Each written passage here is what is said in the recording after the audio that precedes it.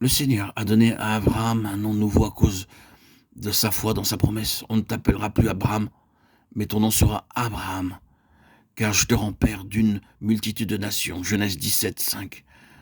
La traduction littérale en hébreu est Av, Aham, le père des nations, du peuple.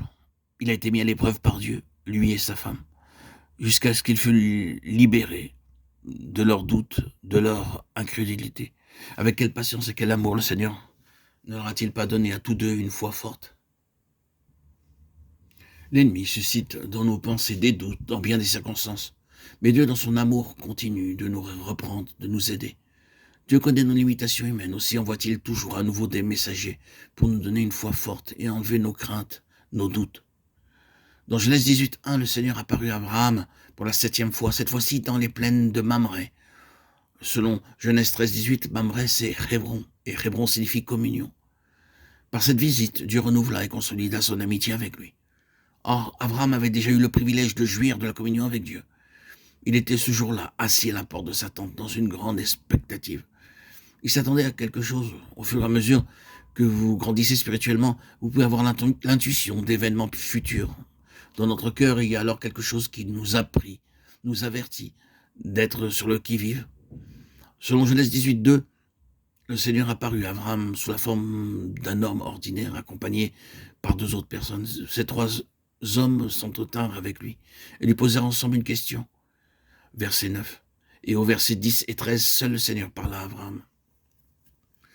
Lorsque Dieu commença à parler à Abraham, il reconnut qu'il parlait avec Dieu, bien qu'il se fût présenté sous la forme d'un homme. Il vint comme des hommes ordinaires, mais Abraham les accueillit néanmoins avec une grande joie. Il courut au troupeau et amena un jeune veau. Il dit à sa femme de prendre 3 mesures de fleur de farine.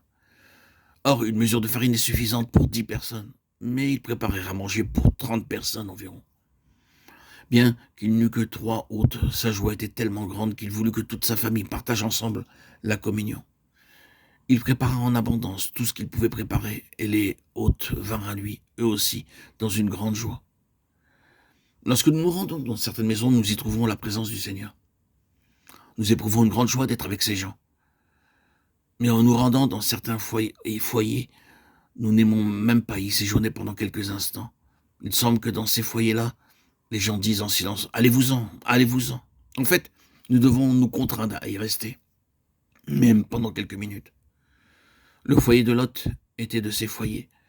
Bien que 2 anges vinrent dans sa maison, il ne les accueillit pas de tout son cœur. Quel genre de foyer est le vôtre? Ce n'est pas le mobilier, ni la richesse, ni la nourriture qui peuvent rendre un foyer heureux. Seule la présence de Dieu peut rendre un foyer heureux. Seule la présence de Dieu peut rendre un foyer rayonnant d'amour. Abraham, Sarah et la famille tout entière se réunirent pour se voir les hôtes, et ils furent très heureux de se retrouver en leur compagnie. Mais dans le cas de Lot, dans Genèse 19, 3, ce n'est qu'après beaucoup de persuasion que les anges entrèrent dans sa maison. Abraham, lui, reçut ses hôtes avec empressement et avec joie. Et il savait qu'ils étaient les messagers de Dieu.